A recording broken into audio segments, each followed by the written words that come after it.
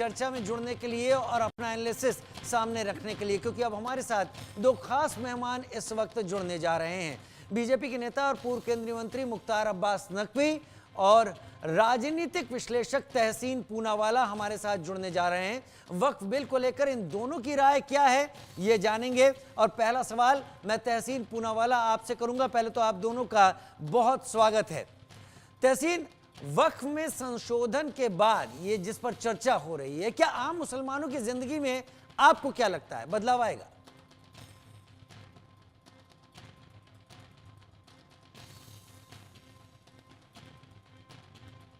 याद आ रहा है, जो बच्चा अभी पैदा ही नहीं हुआ उसके मुंडन की तैयारी में कौन सा डीजे गाना बजाएगा, उसका ये सवाल है। मतलब पहला अमेंडमेंट्स चले जाए पार्लियामेंट के बाद, ये रेटिफाई हो जाए, इसके बाद इसका कोई चैलेंज होगा कोर्ट में, इसके बाद 6-8 महीने, इसके बाद क्या इस पे चेंजेस हो गए, उसके बाद पता चलेगा। आज यहाँ बैठकर मैं तो कोई भविष्यवाणी कर नहीं सकता कि क्या चेंजेस आएगी कि नहीं आएगी।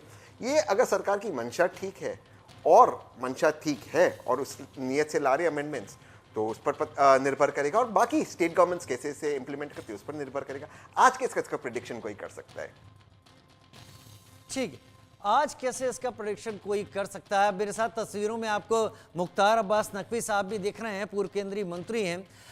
वक्फ में संशोधन क्यों जरूरी है? क्या पहले मुसलमानों के साथ धोखा हो रहा था? देखिए, ये अमृतकाल चल रहा है और इस अमृतकाल में जो प्रेजेंट वक्फ सिस्टम है उसके मंथन से मुझे पूरा यकीन है कि अमृत ज़रूर निकलेगा। और इसलिए मैं कह रहा हूँ कि अमृत ज़रूर निकलेगा कि जो वर्तमान वक्फ सिस्टम है कि असंवैधानिक अराजकता, उद्दंडता को संवैधानिक प्रतिबद्धता के फ्रेमवर्क में लाना, दायरे में लाना वक्त की भी ज़रूरत है और वक्त की भी ज़रूरत है।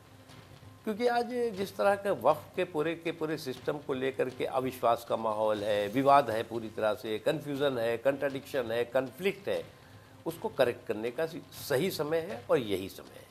देखिए, ये अमृतकाल चल। वहीं वक्फ के नाम पर तहसीन जमीन पर कब्जा करने वालों की तो दिक्कतें बढ़ जाएंगी, इसलिए क्या इसीलिए इसका विरोध हो रहा है? माननीय गृह मंत्री साहब ने भी इसके बारे में जिक्र किया, माननीय माइनॉरिटीज अफेयर मिनिस्टर ने भी इसके बारे में जिक्र किया।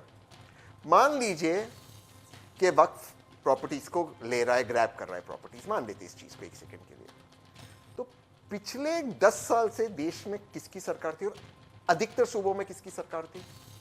और जिन राज्यों में वक्फ, जैसे मध्य प्रदेश हो गया, गुजरात हो गया, उत्तर प्रदेश हो गया, वहां पे जमीनें ले रहा है, वहां पे वक्फ बोर्ड पे कौन डालता है? वहीं की सरकार।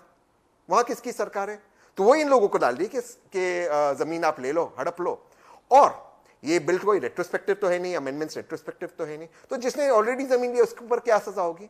मतलब ये जो भाजपा का एक वो होता है कि इस तरह से वो कह देते इन चीजों को, आप तो चलिए सवाल पूछते हैं कि उन्होंने इस तरह से भाजपा इसको नैरेटिव बना देती कि पता नहीं क्या हो रहा है।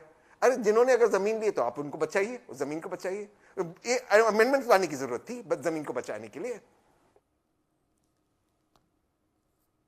चलिए मुख्तार साहब, वक्फ संशोधन विधेयक का विरोध क्यों किया गया है?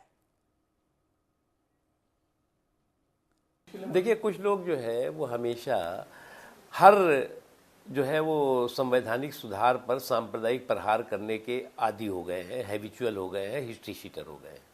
और ये लोग जो है वो हर संवैधानिक सुधार पर, आप एक हिस्ट्री देख लो कि जितने भी, चाहे वो इकोनॉमिक हो, चाहे वो सोशल हो, चाहे वो और भी जो हो, उस पर होते हैं। तो उस पर हर एक पे देखिएगा आपके हर संवैधानिक सुधार पर जो है वो सांप्रदायिक वार करने की उनकी एक आदत बन गई है। दूसरी चीज़ इम्पॉर्टेंट है कि जो पूरा के पूरा वक्फ सिस्टम है, उस वक्फ सिस्टम में इस तरह की जो अराजकता और उद्दंडता है वो कहीं ना कहीं जो है वो वक्फ सिस्टम को ही घुन की तरह खाए जा रही है। और आज की तारीख में कुछ लोग जो है वो एक आदत बन गई है कि कम्युनल कुएं से कॉन्स्पिरेसी का कॉकरोच ढूंढो और पूरे देश में कन्फ्लिक्ट पैदा करो, कन्फ्यूज़न पैदा करो, बिखराव और टकराव का माहौल पैदा करो, लेकिन इस बार सफल नहीं होगी।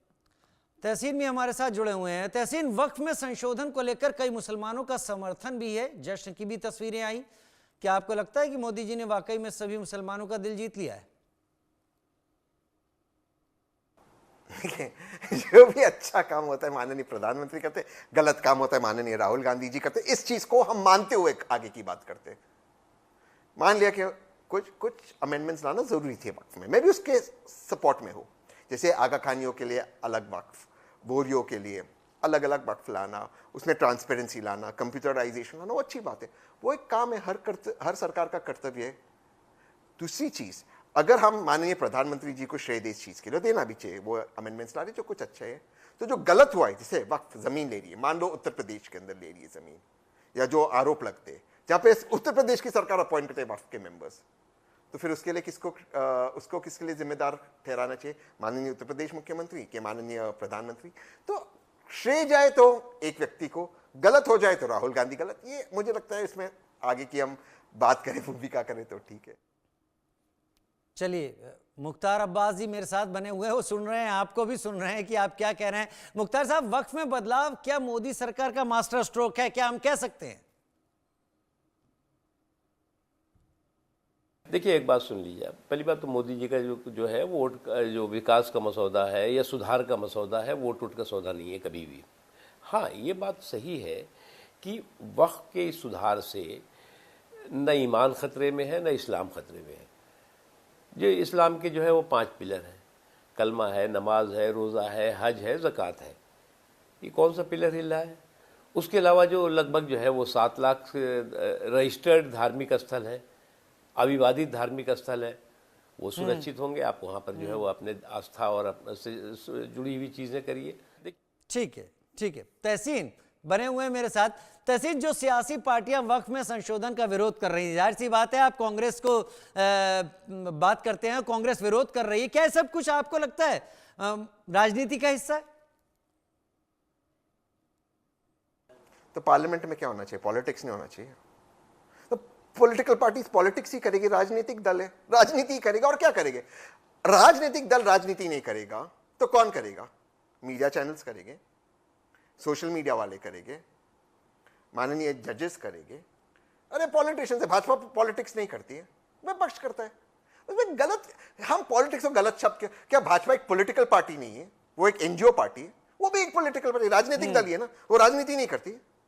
ये भाजपा राजनीति करे तो भाजपा करे तो चमत्कार, कोई और करे तो गुनहगार। नहीं, ऐसा कहने का मेरा भी मन नहीं था, लेकिन मैं पूछना चाहता था क्या विरोध राजनीति का हिस्सा है कि नहीं। खैर, वक्फ में जो कुछ पहले था तहसीन, और अब जो होगा, मान लीजिए पास हो रहा है, बहस अभी चर्चा चल रही है, उसमें क्या अंतर है?